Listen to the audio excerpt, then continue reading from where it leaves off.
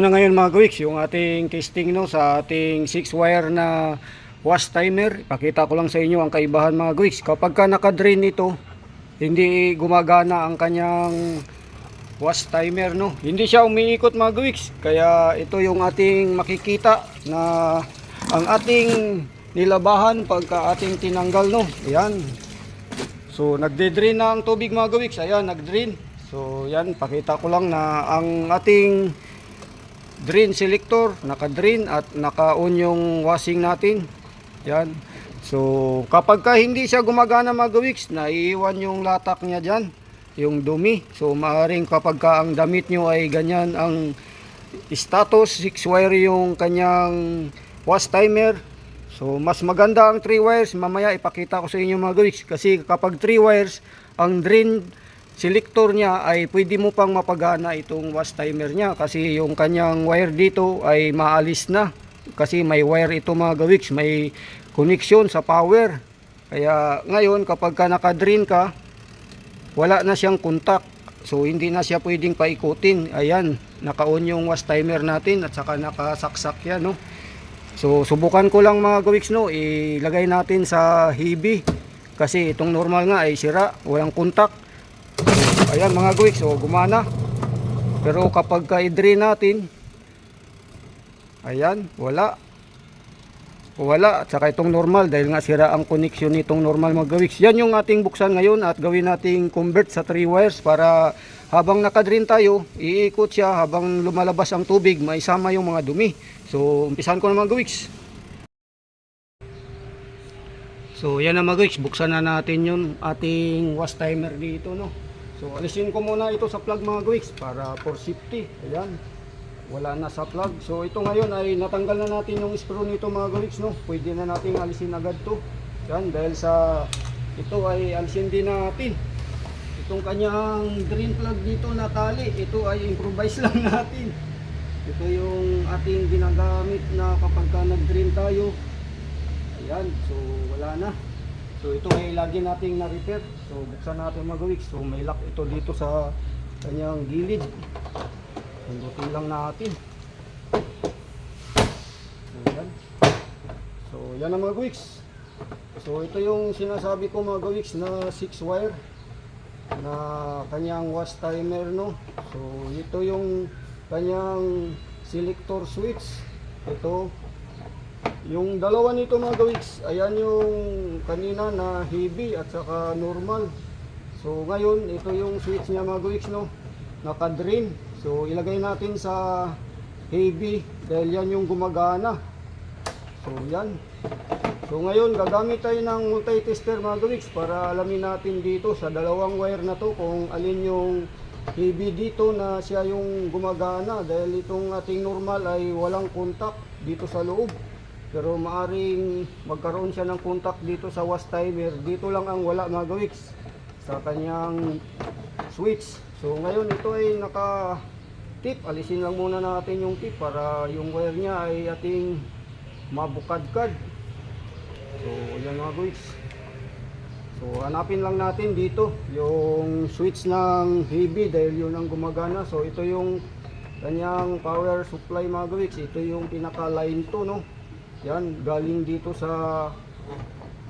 wash timer para magkaroon ng contact itong dalawang switch na heavy at saka normal. Yung iba nga niyan mga gawiks ay nakalagay doon gentle, soap. Yun, gentle at saka soap. Ito sa atin normal at saka heavy. So ngayon ito yung mga wiring ng ating 6 wire mga gawiks. So kung makikita nyo, 4 sa kabila. Yan, dalawa sa kabila. So itong 4 na to mga gawiks, ang dalawa nito ay makikita natin papunta sa baba dito. Yan ay sa kanyang, ito dalawa mga gawiks, yan papunta sa baba ang dalawa.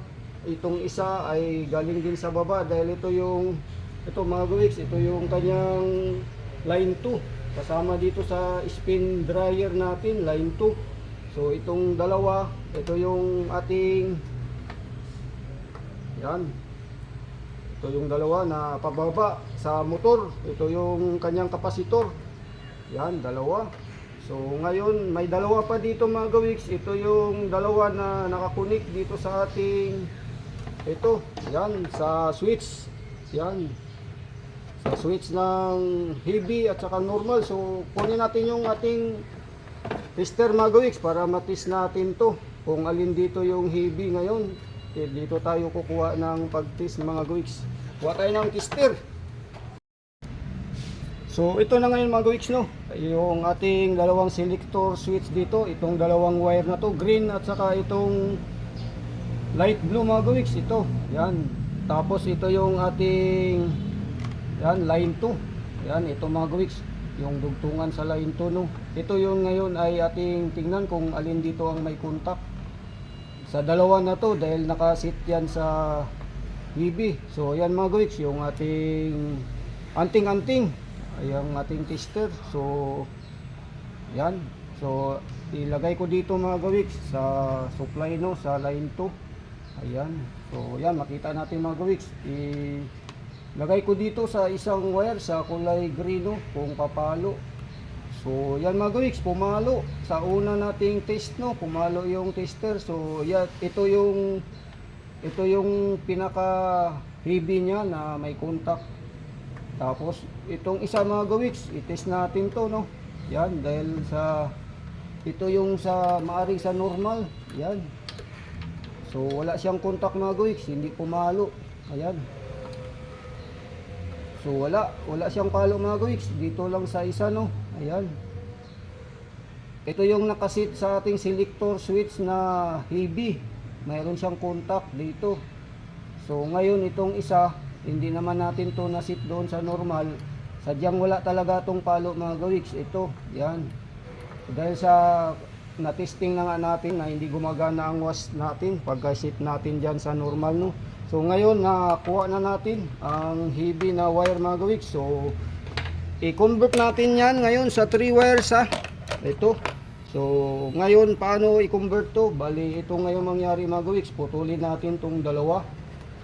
So itong dalawa mga gawiks, ito, yan, itong green na to ay itong violet na to ay nagiging blue dito mga gawiks. So ibig sabihin, ito yung ating puputulin. Ayun. Meron na nga ditong dugtong mga gawiks. So yan. Putulin natin yan at i-connect natin dito. Yan.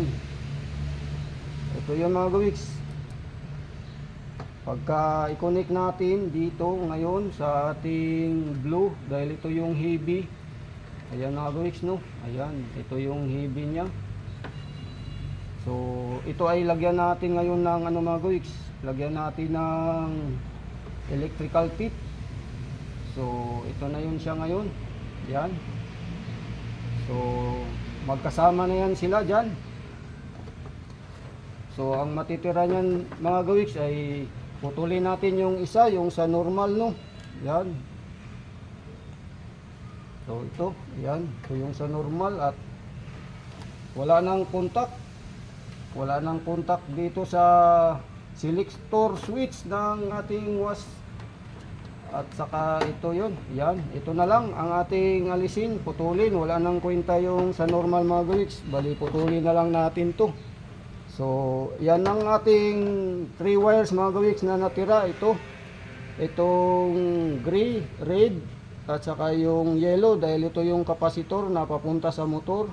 At ito yung kanyang switch na line 2. Yan. So, dinugtong natin dito yung sa switch na isa, no. Yan, papunta dito sa heavy. So, yan, magkasama na dyan. So, wala na yung isa. So ito mga gawiks, wala na to, putulin lang natin to. Yan, itali natin. So wala na yan. So 3 wires na ang kinalabasan yan mga gawiks. Dahil sa inalis na natin dito sa selector switch, no. So yan lang ang ating ginawa, no. Paano i-convert sa 3 wire. Ayan, 3 wires na lang ang natira. So ating na-convert na sa 3 wires yung ating was timer, no. So ito mga gawiks, yung was timer na to ay hindi na original kaya may dugtong na yung mga wire dito. So nasira ang was timer nito na original kaya ito ay pinalitan na ng bago. So matagal nang napalitan to mga gawiks. Tayo ay hindi pa nag-YouTube, no. Wala pa tayo sa ganitong mga DIY repair. Kung kayong ganitong style na washing, ang wash timer ay 6 wire, mas mainam na i-convert nyo sa 3 wires mga gawiks. Kasi kapag nag-drain ka at i-on mo yung wash timer niya, ay gagana siya na ang tubig lumalabas para ang dumi ay kasama ding lalabas. Hindi katulad sa 6 wire mga gawiks na kapag naka-drain ka, na off yung power, i-on mo yung wash timer, hindi gagana, kaya maiwan yung dumi o latak. Kung ang damit mo ay nasa loob, maaring ang dumi ay mapunta pa rin sa kanyang damit, no, sa damit na nakasalang. So okay na to mga gawiks, yan ay na-convert na natin, no. So yan ay atin ang ibabalik at iti-testing natin ngayon. So yan, so kahit ilagay natin sa heavy, normal, ito yung selector switch mga gawiks, wala nang contact yan, wala nang contact tong normal. Ang drain na lang ang mayroon mga gawiks, dahil ito yung drain nya, no, yan doon sa baba. So kapag ka naka-drain, kanina ay pinakita natin na hindi gumagana, kaya naiwan yung mga dumi sa latak doon sa sahig. So ngayon mga gawiks, ito ay subukan na natin. So ligpit pala muna natin yung mga wire mga gawiks. So yan mga gawiks, yan ay hindi na in-screwan. Ang ating pag-i-start, ito nakasit nga yan sa normal, pero lahat yan mga gawiks ay wala ng wire, no. So paanda rin natin kung gagana yung ginawa natin mga gawiks, dahil yan ay naka-plug na, no. So yan na. Yan. So wala na to mga contact niya mga gawiks, kahit sa heavy wala na yan. So kung ilagay natin sa drain, gagana pa rin yan mga gawiks. Yan, gagana pa rin yan kahit ilagay natin sa drain, at lalabas yung tubig dyan kasama na yung dumi. Yan, subukan nating i-drain mga gawiks. So yan, naka-drain. So yan mga gawiks, lumabas na yung tubig. Ayan, yan, lumabas yung tubig. Ayan, habang nakawas. So yan lang ang kagandahan mga gawiks sa convert sa 3 wires, ang 6 wires na wash timer. Kahit naka-drain, gagana siya para yung dumi sasama dyan sa tubig. So yan.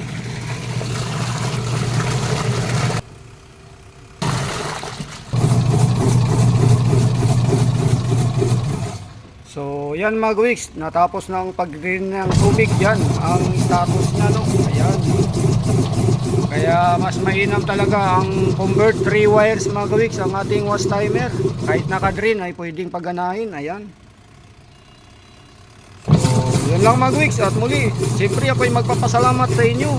Paano natin na i-convert ng 3 wires ang 6 wires na ating wash timer. Ayan. Hanggang dito na lang, at bye bye yo.